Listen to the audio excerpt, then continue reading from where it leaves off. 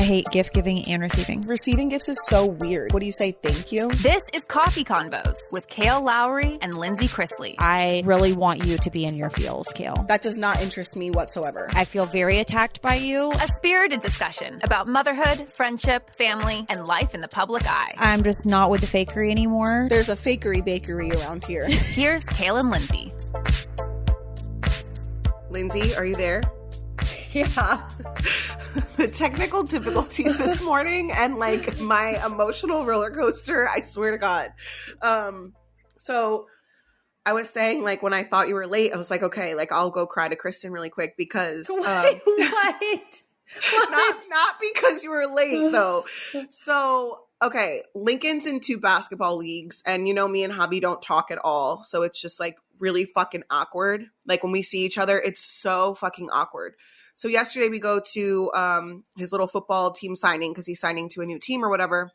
And I'm like, he wouldn't even take a picture like with me for Lincoln. So it was just like really weird. And then I said, did you pay the deposit already? And he goes, no, not yet. And that was the end of it. That was the only, it was just so fucking awkward, right? So we all have other kids. Well, Lux and Creed's cousins are friends with Javi's family and also my family. And they all kind of have kids the same age. And so when it came to flag football, Javi, myself, and Brian, which is the other coach, which is the boy's cousin, have always been like really close when it comes to sports. So I asked him, what time is Lincoln's game on Saturday? Because he's the coach. And then second, like we were talking about flag football or whatever. And he told me that Lincoln's brother is on his son's team. And then I low-key felt left out because I was like, not only did we used to all be like best friends during all sports seasons, but also I'm gonna cry again. It's okay, you can cry. This is honestly, let me tell you, everyone, welcome to Coffee Convos podcast therapy, because that's what this is today. Yeah, that's what this is. So his son is on Lincoln's brother's team, and I'm trying to be nice about not saying his other kid's name. Mm-hmm. So I was like low-key upset because I'm like, well, Lux and Creed don't get to play with their like they don't get to be on the same team, and I don't want to sign them up now because I don't want Javi to pull his other son out if we're there. You know, like I don't want it to be that way. And so I'm like upset. So I'm texting about Saturday, like what time is the game on Saturday? And he's like, oh, Lincoln's not going to be there. And I'm like, what? Not only did Javi not tell me that Lincoln wasn't going to be there, so I have to email him myself and find out. I would have showed up to my son's game. On top of that, Chris doesn't take Lux to his games on Saturday. So, like, when he has them. So, Lux won't be at his game. Lincoln won't be at his game. And then I'm upset also because Lux and Creed won't get to play football with their cousin. So, I texted, and I'm like, I'm low-key upset. Like, I'm upset. But I don't want to cause waves, so I'm not going to do anything about it. You're very upset and emotional about this. And I feel like it's because what you knew at one time is no longer, and you want that back. And I think in co-parenting situations that a lot of people can relate to that, because when circumstances change, and it's oftentimes when another person gets in another relationship, if not managed properly and maturely, then it ultimately has a trickle-down effect and affects not just you as the parents, but it ultimately affects the kids the most, and then their engagements with other people. I also had that experience with Will last year. Actually, he and I weren't getting along last week, and I texted him and I was like, listen, like, I don't have to be your favorite person, and you certainly are not mine, but one person is my favorite person, and that's Jackson. And I know he's your favorite person too. So we need to get our shit together, and we will run a fakery bakery around that situation, because I just think that it is in the best interest of the kids. And I don't say show up and be fake, but I think it's in the best interest of the kids. Like, hash out the problems, be done with it, and move on, right? Because life is short. And kids grow up too fast. And then once the time's gone, you can't get it back. Right. Well, he just texted me and was like, you can have them you can still sign them up. And I was like, I don't want to cause waves. Like, contrary to popular belief, and if Javi, if you're fucking listening to this, please know that this is not about, like, nobody's talking shit just to piss you off. Like, this isn't about you. This is about the kids. So I don't want to cause waves, and I don't want them to be pissed because like last night when we went to Lincoln's football signing for the tackle situation, the flag thing came up and I was like, well, I didn't know. And so I don't want them to then be like, well, I don't want them to be pissed off if they're like, well, Kale now heard, and if I was an afterthought, or like if the kids were an afterthought with like letting me know about the football signups or whatever, because again, this is a new league for flag for them. If I was an afterthought, I don't want to be included. If my kids were an afterthought, I don't want to be included. It's that simple. I can understand that too, but like how nice would it be if you guys could all be at the same place at the same time, watching all of your kids come together, even Javi's other child, because you have always said like you are an advocate for Lincoln having a relationship with siblings that he would have from Javi and your kids. And so how nice would it be for you guys to be able to go through that flag football season with the other kids and be able to make it through and all be in a better place? Like it's going to have to be uncomfortable before it's comfortable again. And that's the unfortunate part. I mean, they go to Lincoln's games, whenever, and by they, I mean, his whole family goes, and I go by myself. Like it's me and Lux usually. Sometimes I bring Creed and it's just me and I go, and it's not a great time when we're completely against each other, I guess. And we're on two separate, not even on different sides of the bleachers. We're on two different sets of bleachers. I do think though that you have to get to a place where you can have an adult conversation with each other, the parents of Lincoln. You guys have to come together and have a meeting of the minds and realize that like, this is not an ideal situation. The ideal scenario is for a child to have both of their parents in the same home, doing the same things with their child that they created. But that is not the reality. And so you have to make the best of the reality of what you have. And the kids are going, even their other child is going to feel the negative impact if you guys can't get it together and be able to get along. And I say that because I know what it feels like to be toxic, and I only have one. I couldn't imagine what it would feel like with multiple kids, with multiple dads, with significant others involved. That to me is just mass chaos, and there's no reason for it to be chaotic. And I also want to say before we move on from this, I think the emphasis that you put on sports, because you had a mom who was uninvolved, the amount of involvement that you want to have and you want your kids to do, that when you're feeling this way, you feel like your kids are missing out. It kind of goes to your point that you've said before that you've said this multiple times, like we're already giving up so much of our time when we split up. This goes for all parents. Like when you split up, whether it's 50-50 or 2-2-3 or whatever your schedule is, you're already giving up so much. So it also feels like when Lux doesn't show up to his games, I'm then missing the game with him. That's a memory that we have. Or when Lincoln doesn't go, I know he'll be going to do something with his family, but like he also has a commitment to the team, and like I'm missing out on that memory with him too. Like it just feels like, I don't know, that part of it for me, I know is a little selfish because it's like I live to go to my kids' sports, but like Saturdays are Lincoln has a game, Lux has a game. I'm already missing so much, and now we're not going to have that game. You're going to go do something else, and then where do I stand? I don't get to go spend time with them. Well, I do think that there has to be communication there, if nothing else, because if you show up to a game that you think that your child's going to be at, and then they're not even playing, and there's been no communication, that ultimately boils down to just a lack of complete respect. Yeah. So I think that's a whole other issue. Interesting that you say that, and would love to hear from other parents who are listening to this who are in co-parenting situations. Jackson has winter break coming up, and they made it to the playoffs. So they had their first playoff game this past Saturday. Oh, good. They won. So then they're playing again Saturday. Mm-hmm. But that is the first weekend to start winter break. Okay.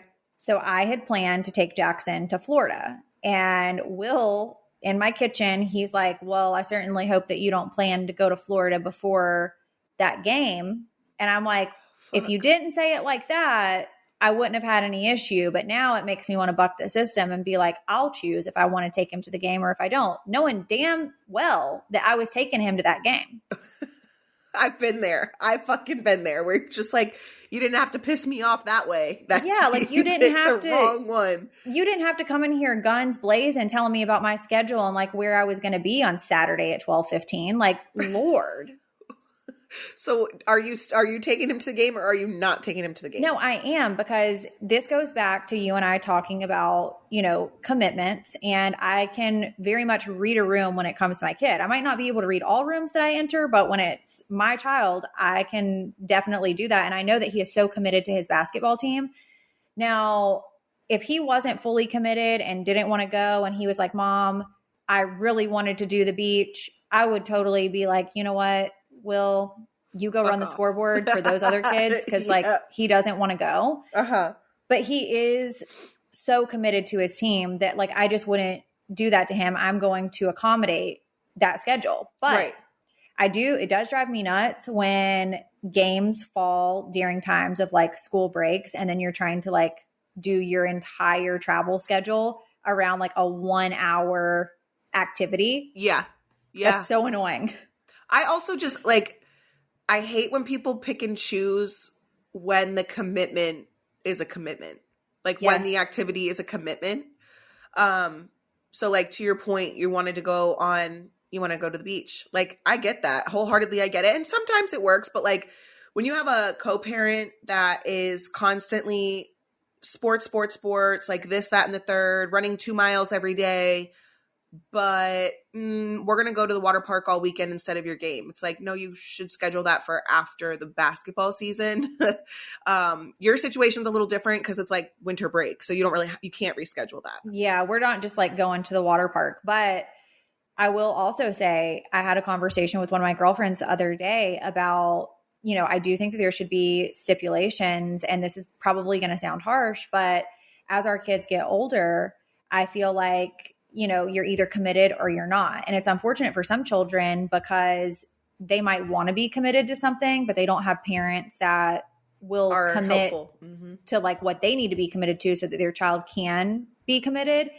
And so that's an unfortunate situation, but I see it all the time where kids won't show up for practice and then expect to be able to take up, like a position on the court. And I do think that, and a lot of travel teams around here do it, that if you don't practice that week, then you don't have field spot. So I think that should be implemented everywhere. If you can't show up for practice, then you shouldn't show up to the game thinking that you're going to just come and ball out when we were all like committed and there and present and practicing. And no, I wholeheartedly agree with that. Like that drives me nuts. It drives me crazy too.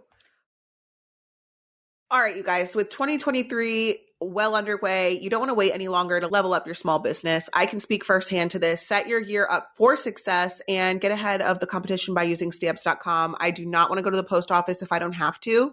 Postage rates just increased again, but luckily Stamps.com has the best discounts in the industry. So with Stamps.com, you can literally get rates that don't exist anywhere else, like 84% off of USPS and UPS. Plus, Stamps.com automatically tells you your cheapest and fastest shipping options. I just used Stamps.com a couple of days ago. I had 2 different things that I needed to mail, and it is absolutely amazing. It is truly a one-stop shop for all of your shipping and mailing needs. For 25 years, Stamps.com has been indispensable for over 1 million businesses, and you can get access to the USPS and UPS shipping services you need to run your business right from your computer at any time, day or night. No lines, no traffic, no waiting. It truly is a stress-free solution for every small business. You can set your business up for success when you get started with Stamps.com today. Sign up with promo code COFFEE for a special offer that includes a 4-week trial plus free postage,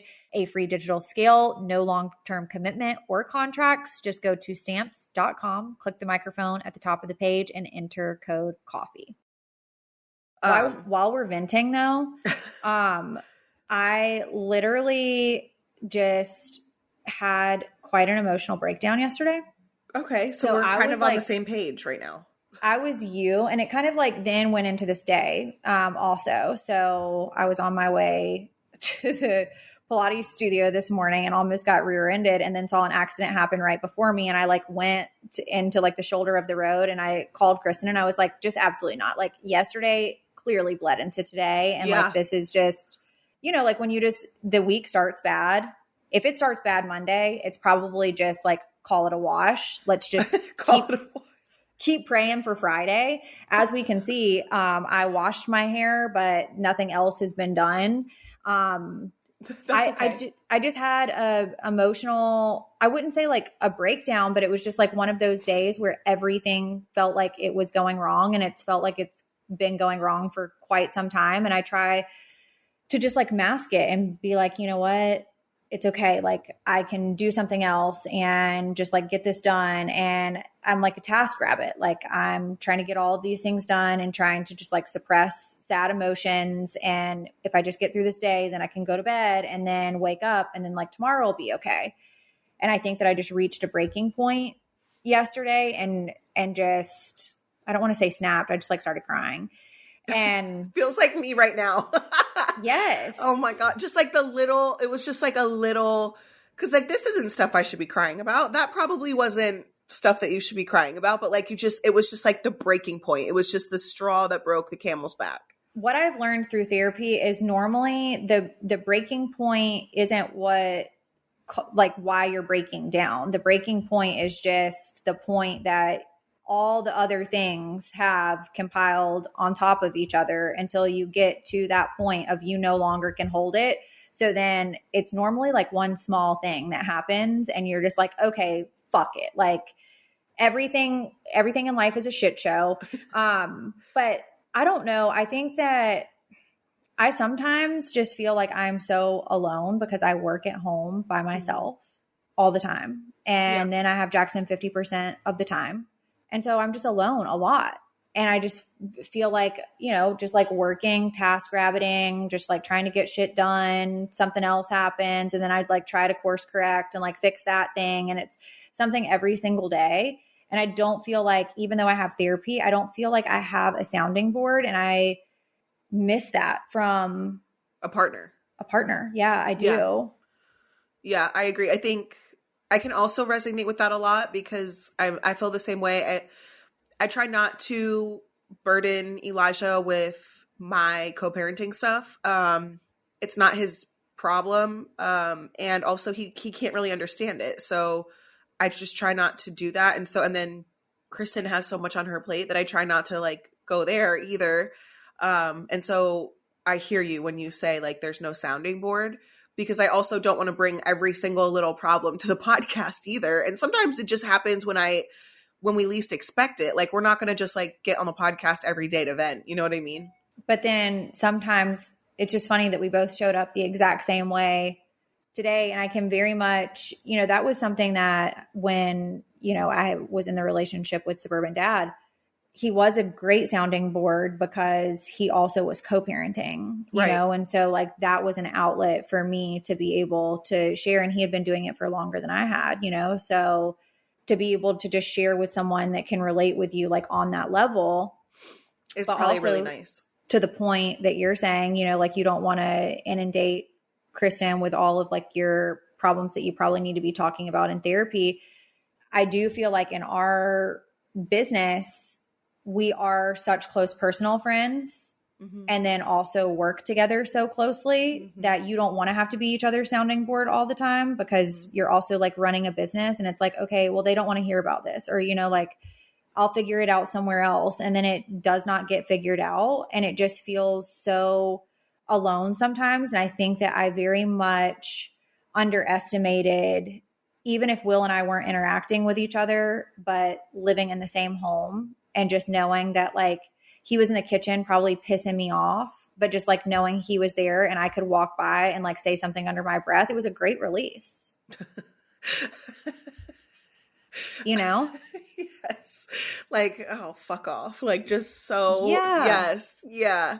No, I get that. It's stability. I think. Yeah, it is. And I just feel, I don't want to say like emotionally unstable because that's not what it is that I feel like. I just feel not stable, like I'm not in a marriage. I am just me. Like I'm just me out here being me. And that's a hard, people say that like single life, you hear so many times from people like single life is great and you get to explore and you get to do all of these things and you don't have to ask someone about, where you're going and what you're doing and whatever. And it's like, okay, but I just think that I'm not in that part of my life anymore. Like, I think I missed that boat of really like seeing all of those things out.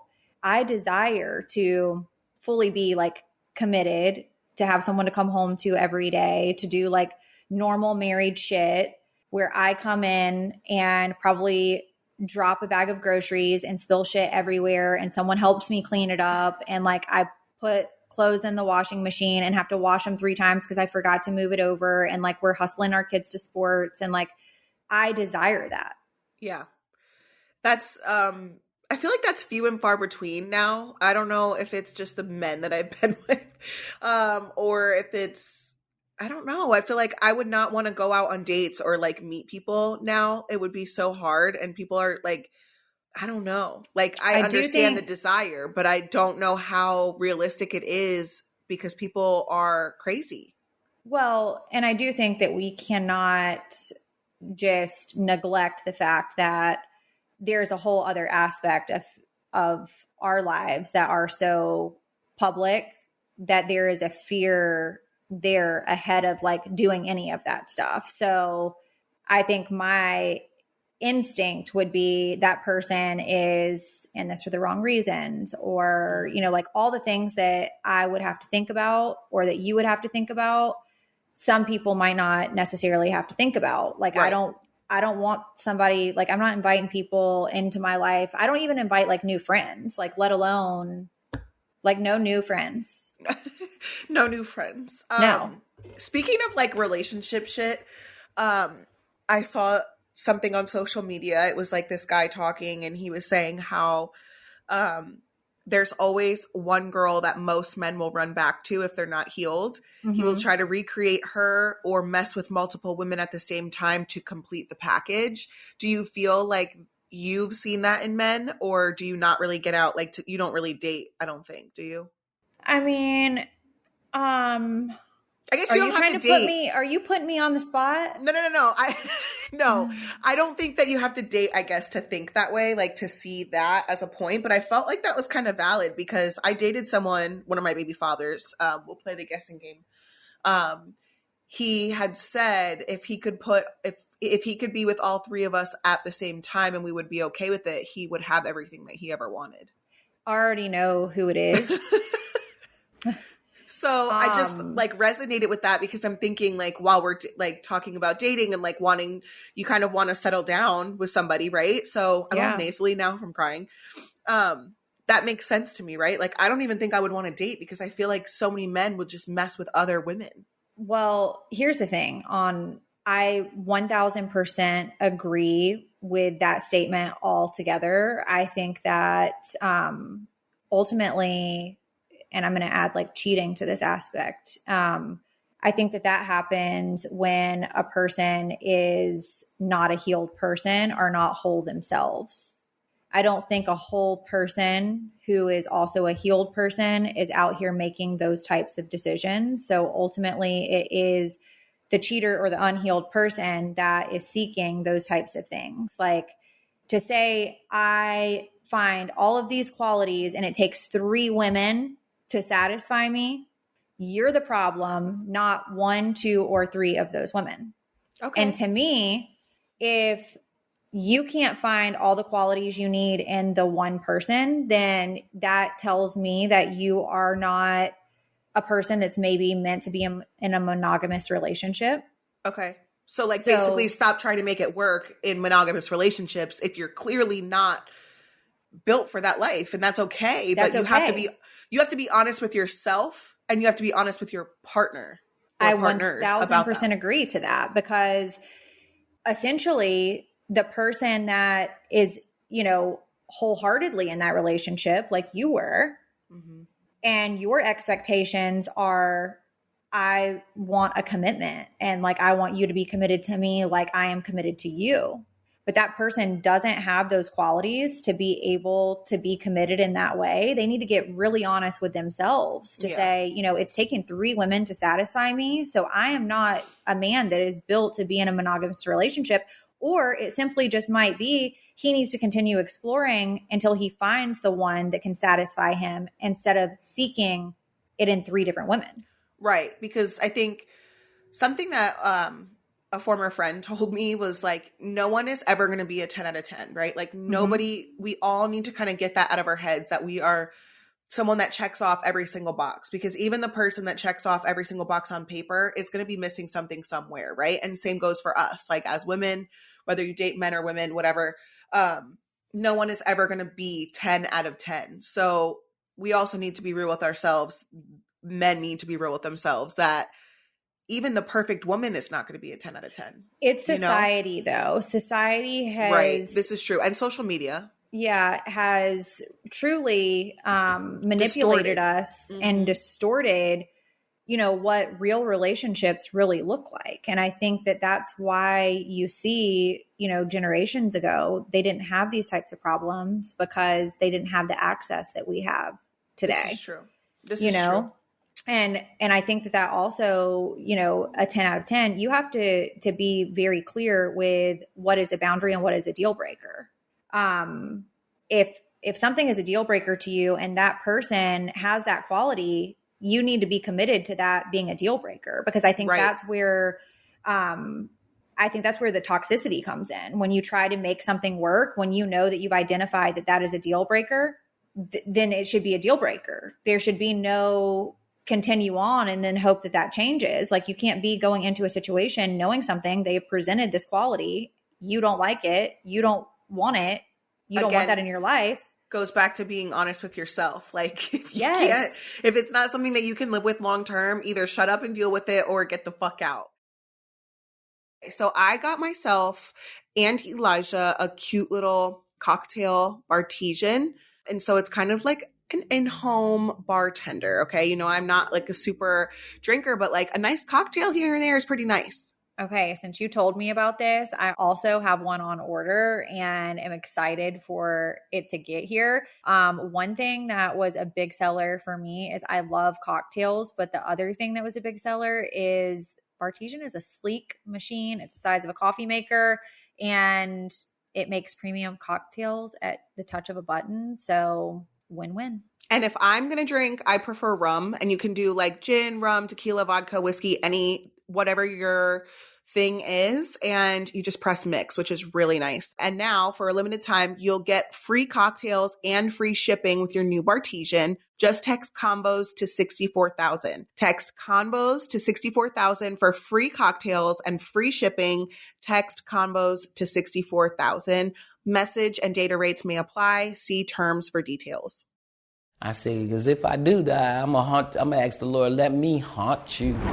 We so often hear about those that don't make it out of danger alive. But what about those that do? My body got warm and it just said, get up. You're not done, get up. I'm Caitlin Van Mall, back with a brand new season of I Survived. The more I begged him, the happier and the more excited he got. Join me for new episodes of I Survived every Monday, and subscribe now wherever you listen to podcasts. And speaking of that, it reminded me, and I put it on our little topic sheet. What is what are some household items? Like say you settle down with somebody. Yeah. Or with Will or with Suburban Dad, whoever you've been in a relationship with. What are some things that you guys don't compromise on and you use like different products or you do things differently? Like for me, I always, with every partner, have always used a different toothpaste than them. So we just buy our own toothpaste, right? Like my grandparents, when I used to go to the grocery store with my grandmother, her and my grandfather drank 2 different milks. So she would always get a half gallon of her milk and a half gallon of his milk. Like what are your, I guess, not deal breakers, but like what are your items that you will not share? Okay, that's so interesting. And I love this so much and would have never even thought of it. But okay, so with Will, because I basically like trained him up as a man, you know? So we just learned to like everything together, right? Okay. Like we would try things together, do things together. So everything that we had was pretty much the same. Okay. I mean, there were certain things that were in the refrigerator that Will was going to use, like hot sauces and shit that like I wasn't going to use. Okay. But as far as having like 2 separate milks, no, he was going to fold and be like, that bitch has to have lactose intolerant milk. So like lactose free, fine, whatever. If I want to take a swig, it's going to be lactose free. Got it. I don't think that we've ever had different toothpaste or anything like that. Okay. Now that I am divorced, have been in another relationship, and see how he does things and the products and stuff that he uses, I think just because I'm older, none of that, like, it probably would have driven me nuts in my first marriage of having like a bunch of different stuff. And like that would have felt chaotic to me. But now that I'm older, I can't expect someone to conform to things that I like when they've like lived this whole life in a different way. Like I know Suburban Dad told me one time that he hadn't bought milk in his refrigerator in like 6 years. And I buy milk every single week. So I'm like, that absolutely would not work. Like we would have milk in the refrigerator. Yes. But also I think there's certain things that I'm just like, I wouldn't care. I'm going to buy what I like and you buy what you like, or I'll, go to the store and buy what you like and what I like. Uh-huh. And in general, I'm not, okay, I will say this though. I will not be I don't even like being a cook at all. Like I'm not a chef. Right. But I always grew up with my grandmother and my mom saying, I'm not a short order cook. Like what I put on the table is what you're going to eat. Like if you're talking about, he likes this kind of sausage and I like that kind of sausage, like, no, like we're going to figure out how we both like the same one. Cause like, I'm not cooking two ones. Like, no, that's not a thing. But this is another interesting thing. And I have thought about this, like the way that Suburban Dad folds clothes. You hate it or you like it? No, I hate it. You're like, this is absolutely not going to work. You will conform to my laundry folding You technique. will conform. Okay, so I had posted on Instagram like this little towel folding thing. And it was like 3 different ways that you can fold towels, like the most common ways. And I'm a tri-folder. And I grew up learning to tri-fold my towels. And that's how you see them at like fancy hotels and shit, like spas. Like it's nice. It's like a grandma way to do it. And my nanny taught me how to fold towels. You making a square out of a towel, no, like it doesn't even look good. And like, no. What do you mean making a square? So it's like like I think I also tri-fold my towels. I'm very particular about how my towels look in the closet. Like I want them to look nice and crisp. Yeah, they need to look nice and crisp and not just like folded up looking all bunchy and shit. Like, no, you fold it like in half, right? And then you fold that half in half. Yeah. And then you fold over and then you fold over.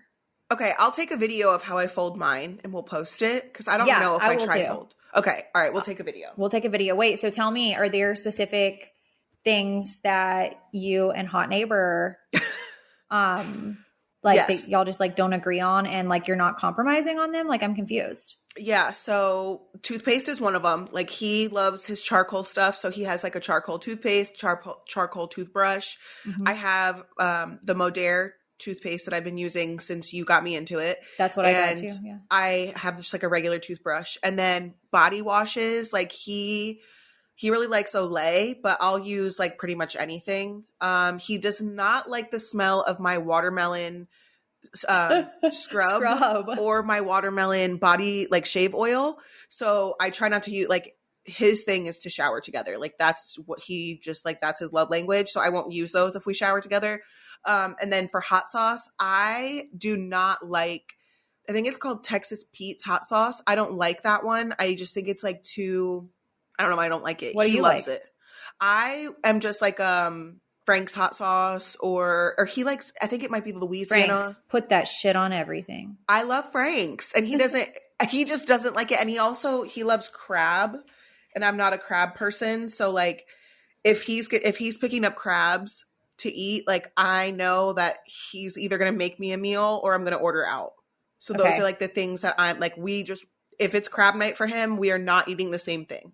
Okay. But like, I think that's perfectly fine and so mature, but I don't think that would have been the case of me and my first marriage. We were always eating the same thing, like always doing the same thing, always having the same stuff. Like if I was buying toothpaste or Will was buying toothpaste, it was just, we both were getting the same pack from Costco, you know, like. Yeah.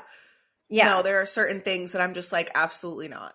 I can't. But it's funny because there is a specific recipe that I make, like a buffalo dip, that calls for Frank's hot sauce, and it doesn't taste the same if you use a different hot sauce. Yeah, exactly. But Tabasco is good as fuck on like collard greens or something like that. So good because the consistency. I've got a lot of hot sauces in my fridge. Maybe I'll do a little perusing for you guys on stories and show you what I got. Perusing. Wait. A little perusing. Okay, so while we're on this, I saw this TikTok. It was Alex Cooper, and she was talking about spray tanning. And I need to know if you ever got into that trend. I feel like it's a very like blogger trend. Like all those girls are always like so spray tanned and or like self tanned, and it's just part of their weekly routine. And the thoughts of like adding that to my weekly routine and the clusterfuck that would cause just stresses me out in itself.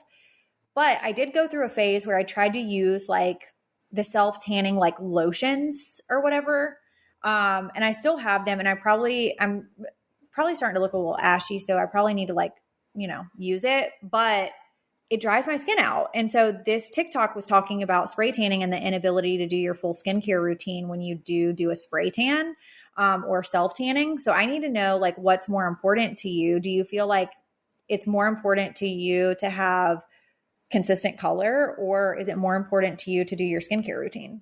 So to answer your first question about did I ever get into this trend? No.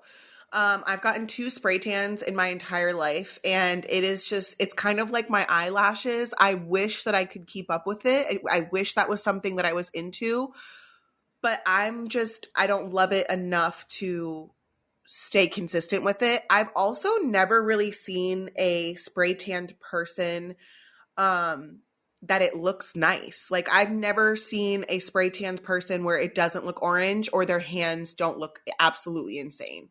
My dad used to tell us to go and get that rusty shit off. He's like, yes. Nobody wants to see that. And like, look, you look like you've been playing in shit. Literally.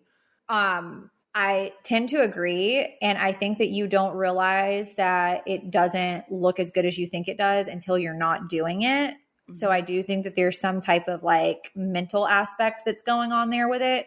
I do think that everything looks better tan just in general. But not like the streaky spray tans or like the streaky like lotions that leave. Like I've seen girls that have it like down their arm or they missed a whole section, or it's like super like in the wrinkles here, or they missed like under their neck.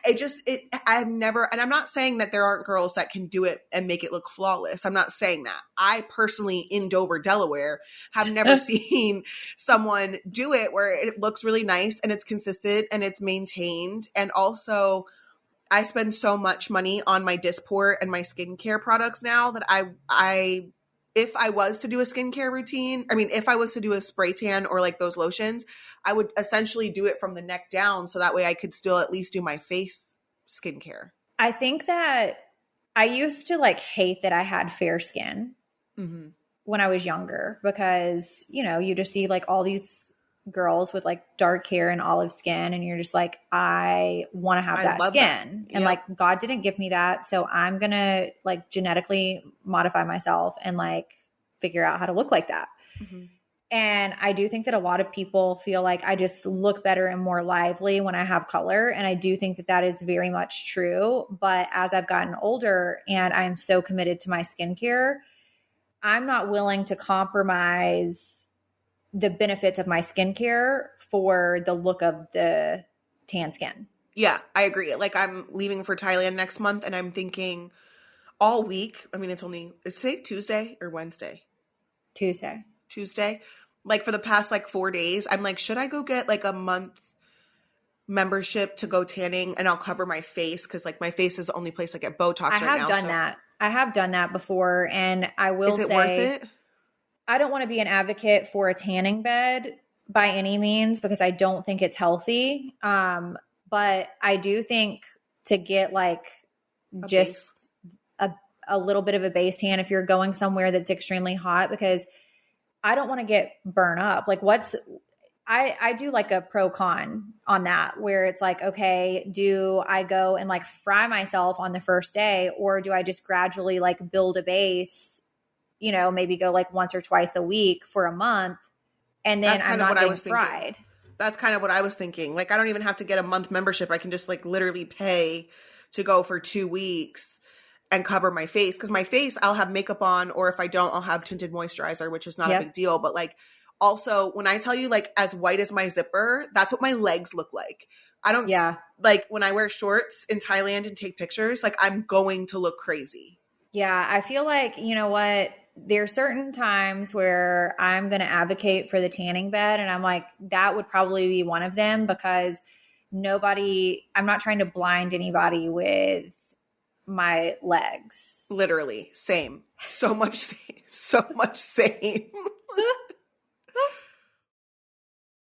I got on live Instagram the other day and I was talking about credit cards and my credit score and not moving into a new podcast office, and all of that is because I was working so freaking hard to get my credit score up, because I wanted a very specific credit card, and I would not have been able to do it without Kickoff, because Kickoff is the super easy way to build your credit card, Kickoff is a really easy way to build your credit score. And for some reason, I didn't have any credit, and so I really needed to build credit fast. Kickoff is the #1 credit building app, and it has helped over 1 million people take control of their credit. You guys can apply in minutes with no credit check, no hidden fees, and no interest. Plans start at just $5 a month, and every on-time payment you make with Kickoff is reported to the major credit bureaus.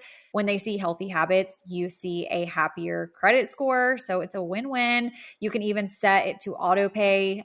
You can build credit without even thinking about it, which is really nice. And Kickoff has also been praised by big time names like Forbes and NerdWallet as a smart way to build credit fast. With a 4.9 out of 5 rating in the App Store and over 44,000 rave reviews, you can trust Kickoff to help you get ahead. It's time to take control of your credit so it can't control you. So what are you waiting for? Apply right now in minutes at kickoff.com to start building better credit. That's KIKOFF.com to build your credit score without the lift. Start today at kickoff.com.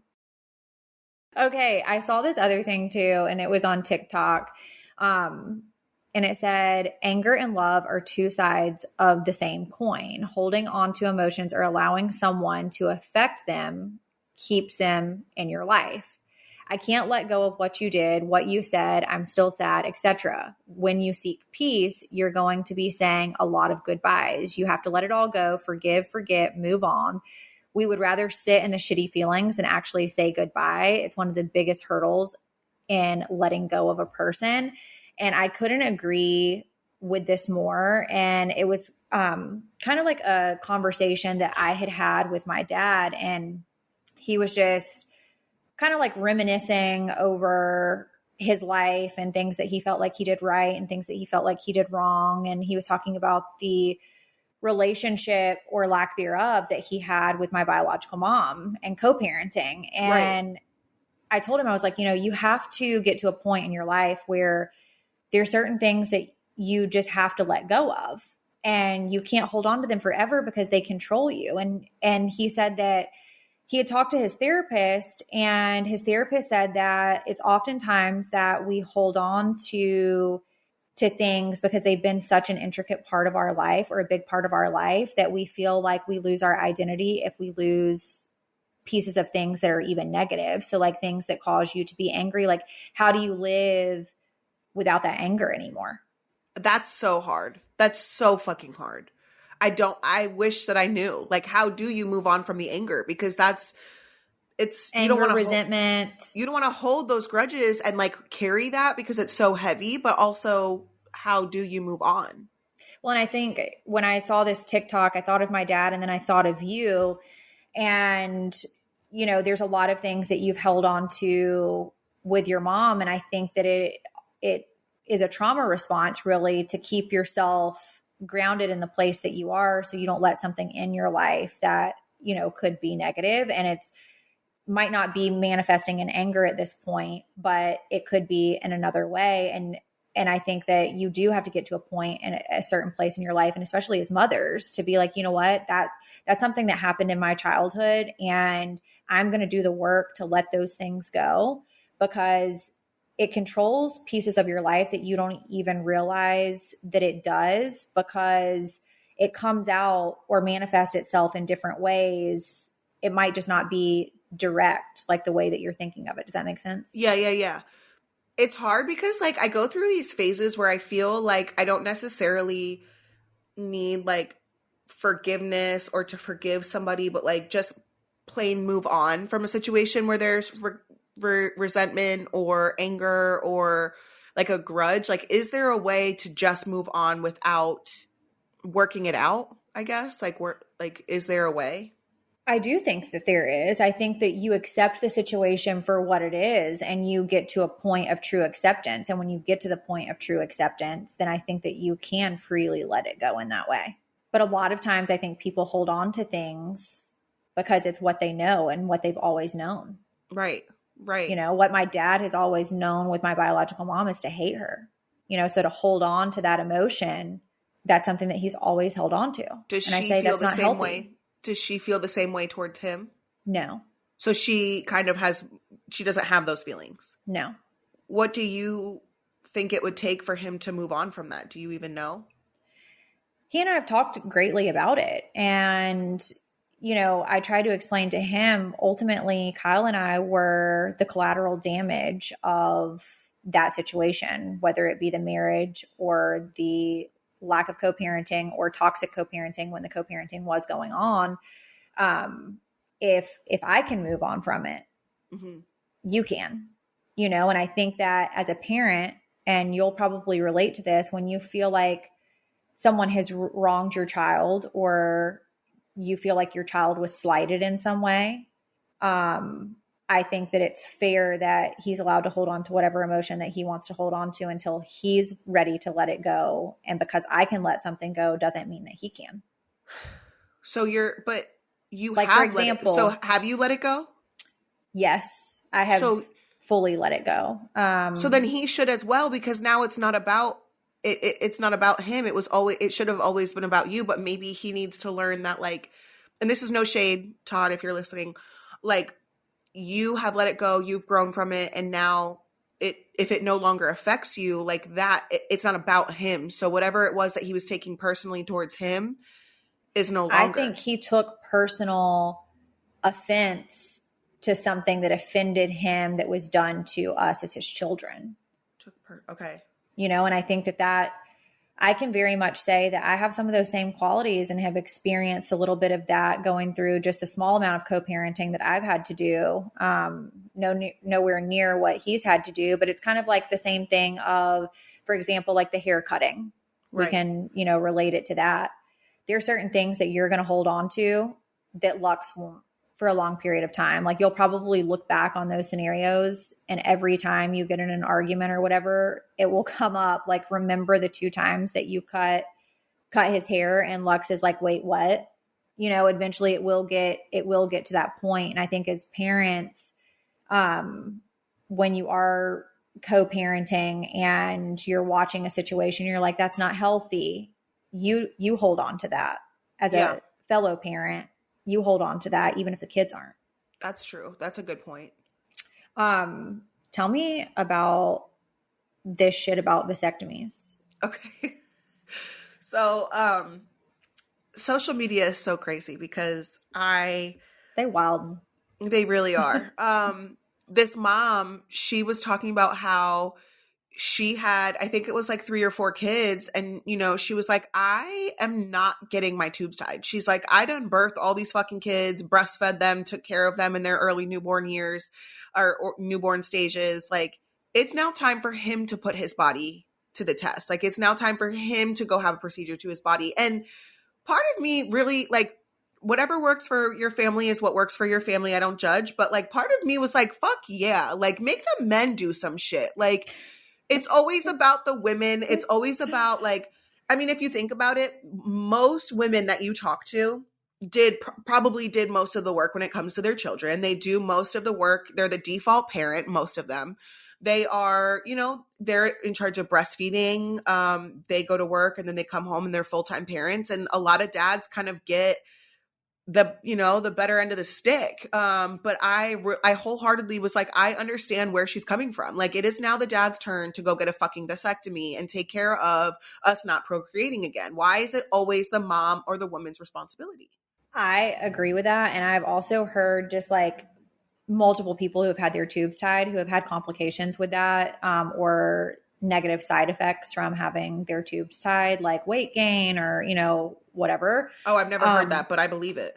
I wholeheartedly believe that. And so I 100% agree. You're doing all the work. You're carrying the baby. You're having these kids. You're raising them, doing all the things. Like, the least you can do is like go get your dick cut off and sit on a bag of peas. Like, come on. Like, Will told me, he was like, if we decide not to have another kid, I'm going to strategically get a vasectomy during March Madness, because I will just be like sitting watching basketball anyway. And that will be the time that I'll go get my dick cut and sit on peas and like go get my dick cut. It's fine. Because he knew like I wasn't going to get my tubes tied. Like, that's just like not a thing. That's not happening. Like, you go get your little pee-pee done and that's it.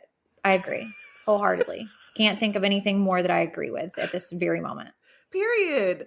We're done. We're not doing this. We are absolutely not doing, like, it is everyone. Like, why do women have to get on birth control? Women have to get pregnant. Women have complications. Women get C-sections. Women breastfeed. Women are doing all of it. We are fucking superheroes. And men, the least they can fucking do is go get a vasectomy. Period. I don't care. But there are like 2 dads that listen to this, and we love you guys. Like, we do love y'all. We do love the guys that listen to this, but also just understand where we're coming from. It's not an attack on your manhood. We just are saying that, like, just do something.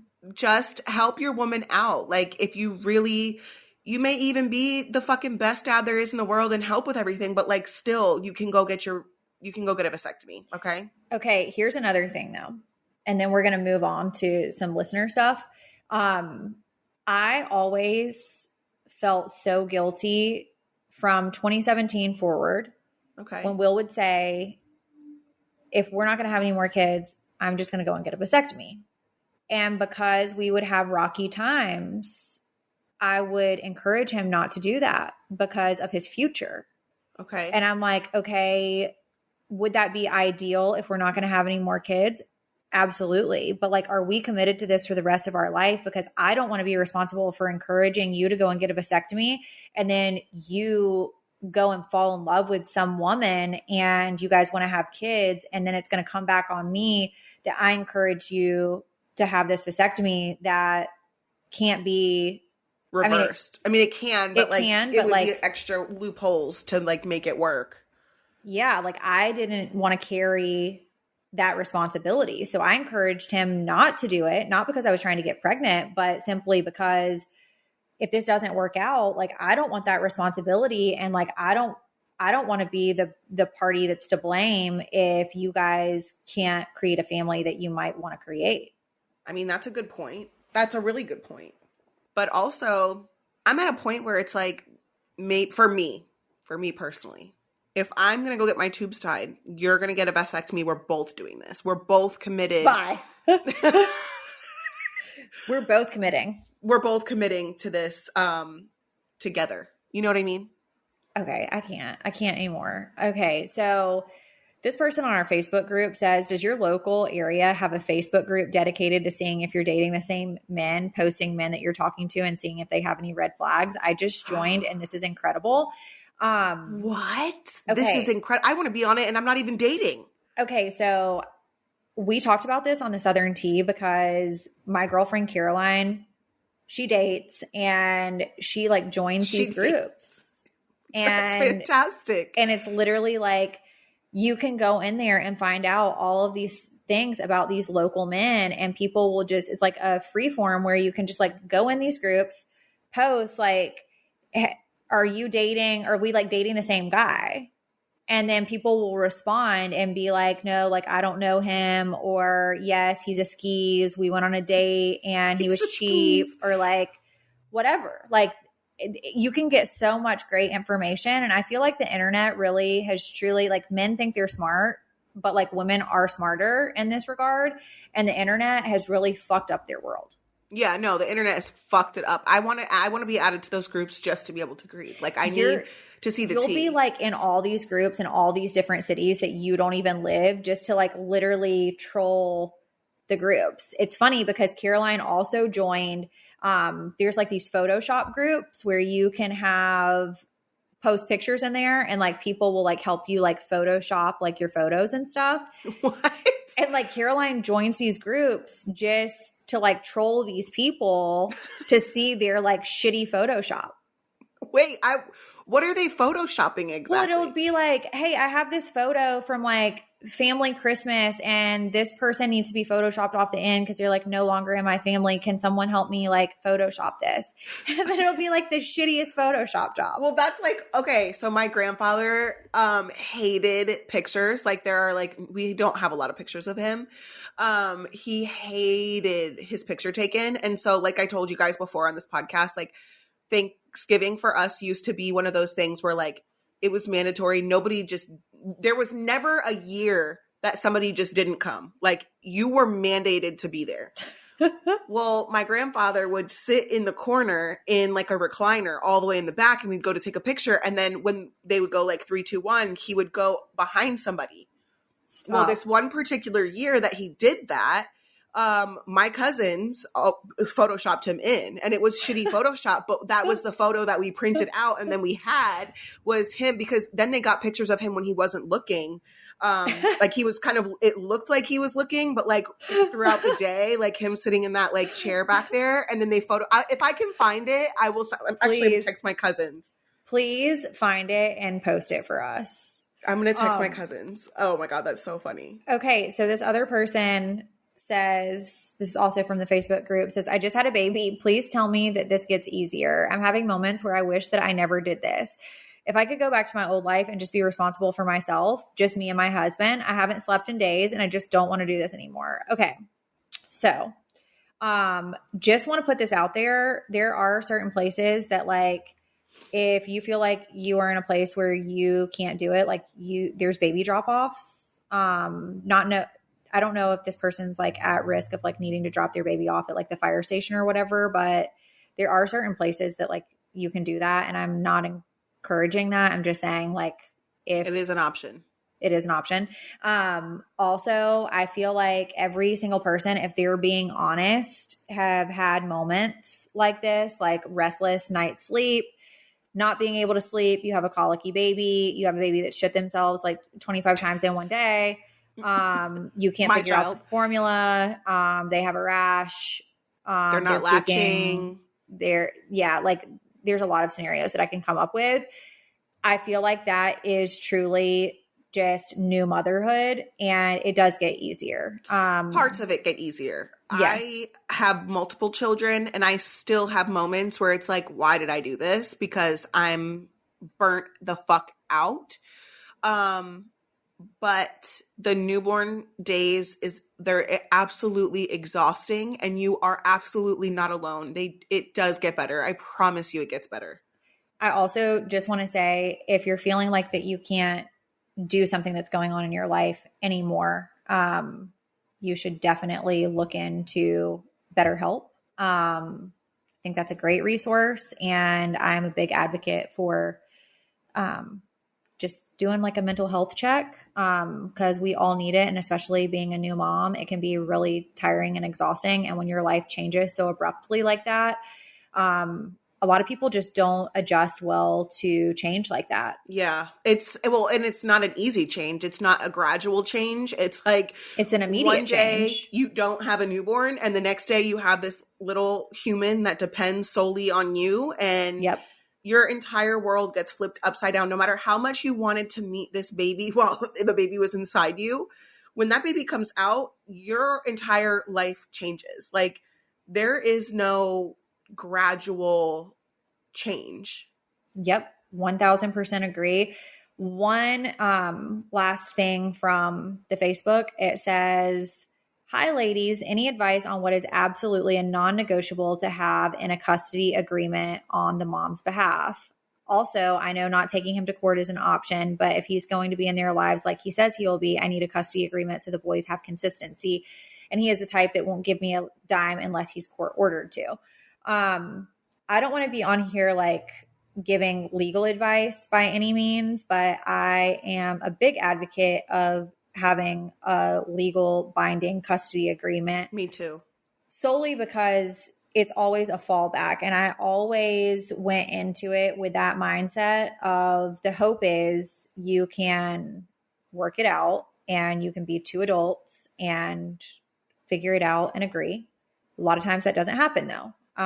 If you could simply get along, you probably wouldn't need a custody agreement in the first place, but it's always a great fallback. If you guys can agree on your own outside of court and even outside of mediation, you can also go to a notary. I'm pretty sure. And that would still hold up, I believe. Don't quote me on that. But I do believe that would hold up. One thing that I will absolutely advocate for is always knowing the other co-parent's address. Something I would ask for specifically is specify who has primary residency, who has final medical decision, who has final say in sports, because that's something that is a big deal. Extracurricular. Or extracurricular, like who gets the final say. I know for Lindsay, she said that she kind of gave that to Will. For me, it's like, I feel like I should, since all the kids are primarily with me. And right of first refusal. So that's something for Lindsay. She talked about having 4 hours. For me, I think it's anything over 24. And when it's something like that, is it outside of immediate family? So like my interpretation of right of first refusal was anything more than 24 hours would come to me. But Joe's interpretation of that, when we first got this done and we were not really on good terms, he was like, well, it's my mom, so I don't have to offer it to you first. And for me, I was like, well, I don't have that option and we didn't specify that. So no, you don't get to ask your mom. Now I see it more as like, yeah, Isaac should get to spend time with his grandma, or Lincoln should get to spend time with his grandparents or whatever. And so I'm a little more understanding and flexible, but all of these things should be specific. When you read over your custody order or your proposal of what you want your custody order to be, if there's any ambiguity in your agreement where you could possibly have to refile to have something specified or a stipulation to something, go back to the drawing board and redo it so that you don't have to go back and refile. Because that's something that I'm dealing with right now, is there's no specification on final say of sports, final say of medical, things like that. And see, so, mine's very specified. Right. So and that's what I want. Mine is 4 categories. It is religion, extracurricular, medical, and education. Okay. I have medical, education, split religion, which that was something I was willing to split because we're both Baptists. So like, whatever, like what's he going to do? And extracurricular, Will has 100% control of that and final decision-making of that. The only thing I ask is just freely communicate any emails that you get from like sports teams, whatever. Please make sure I get them. Please make sure I get the schedule.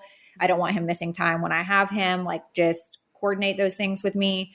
And wanted to go back to first right of refusal. Mine specifically and explicitly says that it is custodial parent to custodial parent. So if Will has anything over 4 hours that he can't care for Jackson, then he has to defer to me first. And at that point, he can seek his parents. He can never seek a babysitter, but he can seek his parents. If I say, no, but I have the choice before he can defer to his parents. Okay. That makes sense to me. I completely understand that. And I like that it's in 4 categories. So I think I'm actually going to use that. That makes sense to me. That makes complete sense to me. And it also is very detailed on, like extracurricular, for example, there is specifications in that. So as Will has 100% decision-making on that, there's also stipulations in there that he can't enroll him in anything more than 1 sport per season. And I think there's like a mileage thing in there. He has to, if he's between, he's doing this park or that park, like he has to confer with me on that before making the decision. Now he does get to make the final decision, but he has to ask me first before he makes that decision. Okay, so question, unrelated but related to me, not to the listener, unfortunately. I live down here. Chris lives up north. Mm-hmm. I have continuously enrolled Lux in sports. I think we've talked about this in our school district. It should be in the school district that he attends. So except for football, because that was one of the first sports he played, and I'm on the board, which is closer to Chris, but everything else, like baseball, he wants to play lacrosse, and basketball are all within his school. Now that's 40 miles from Chris. So Chris is not willing to participate on his weeks, but I don't agree because this is his school district and his primary residency, right? So like if that was you and Will, I know you guys live close, but say you lived 40 minutes away, would you still then get Jackson to the sports if you lived away because he has final say, or like how would that work? Yeah. But just knowing Will as a dad, he's going to enroll him where Jackson's primary residency is and where his school is. Like he's not going to take him to play with kids that like he doesn't know. He's going to put him where he knows everybody. And like, that's his community because that's his primary residence. Okay. And it should always, even if there's a decision that's being made by the other parent, the primary parent should have the rights for the location. Okay. I just wanted your thoughts on that. So that makes sense to me also. Okay. Let's do foul play. Okay. Do you want me to read it? Or are you reading them? Okay, I'll read it. Foul play. Follow up from mattress fucker. Follow up from mattress fucker. Ha ha ha ha ha. I just listened to the episode. She says 1, I was 19 when this happened and I'm now 40. I've learned a lot since then. I hope so. 2, I have no idea how he didn't know. We weren't always drunk, only sometimes. 3, I just played it off like it was the best time of my life because I guess I was too nice. He was a total asshole, however. That sounds like me. We're people pleasers. 4, no, I'm going to be like, you're a mattress fucker. Like, no. Can we get a sticker that says mattress fucker? Because I actually have to go to Mattress Firm tomorrow to get Creed's big boy bed. And this is all I'm going to think about. This is so good. 4, it took me a month to track him down to let him know I was pregnant. Sat outside his place of work and called him. He passed out as soon as the words left my mouth. Oh my gosh. 5, he was there for the birth and then promptly left to go celebrate his accomplishment. Ended his night in the ER because he got beat the fuck up by his friends. She said, like I said previously, shit show from start to fucking finish. Wow. Yeah. He is an actual shit show. And at the point that, I don't care if I was 19 or 40, at the point that you're a mattress fucker, you're out. Because if you're fucking the mattress and not me, we're done. No, but I would have done the same thing because I'm the same way. Like I would have just acted like it. No. Like now I don't think I would because I'm 30, but at 20 I would have been like, oh, this is a great time. Like 100% that would have been. That is not a thing. You would be like, can you please tell me what the fuck you're doing? Because it's evidently not me. Right. Like now I would be like, you need to do this. You need to do that. Don't go down there. Don't do. Yes. But 20 years old me, I would have been like, oh, this is so good. I cannot. I literally cannot. Okay. Number 2. Hi, ladies. I'm a longtime listener and love the podcast. It gets me through my week. So my husband and I, boyfriend at the time, were having sex at his parents' house. Already super weird, LOL, but we lived at home, so you had to do what you had to do. I was on Accutane, so super dry everywhere. He reached for the lube and put it on me. Well, it was dark and all of a sudden I get a rush of cooling and burning. He put my CBD cream on my vag. If anyone knows what CBD feels like, it's literally for muscles that I would use for my neck at night. It was the worst pain I've ever felt, and since we were having sex, he started to feel it on him too. We quietly ran to the bathroom so his parents wouldn't wake up, and it took an hour to go away. Moral of the story is do not reach for any lube in the dark. You never know what you're going to get. Love you, ladies. I'm fucking dead. Okay, I will just say I have never used lube. You never have? Never. I just wanted to like tell you. I don't think I've ever. I was on Accutane for 5 months. I don't know if I used lube at that time, but I was also on and off with Dom at that time. So we didn't have sex. So I don't think I used the lube either. I can't say honestly. I've tried like sensation lube, like for the sensation, but not because I was dry. But Accutane literally dries up every little last bit of oil in your body. That's awful. It's a small dose of chemo.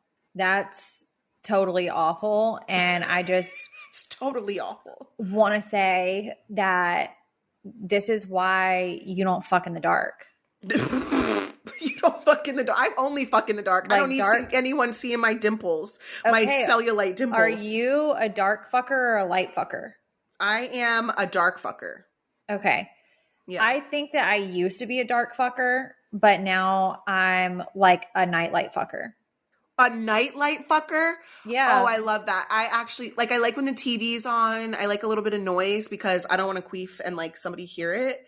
Bye.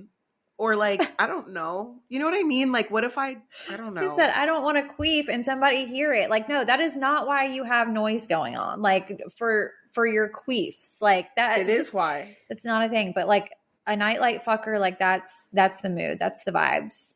Okay. Well, I like the nightlight vibe. Try it yeah, sometime. I really love that. Okay. Well, I'm not going to be a nightlight fucker right now, but I've got some shit to do. So if you guys have not subscribed to the podcast, you can do that on any podcast app. Always first at Podcast One. Also, make sure you follow us on Instagram at Coffee Combos Podcast. Hope you guys all have a great week, and we'll talk to you soon. See ya.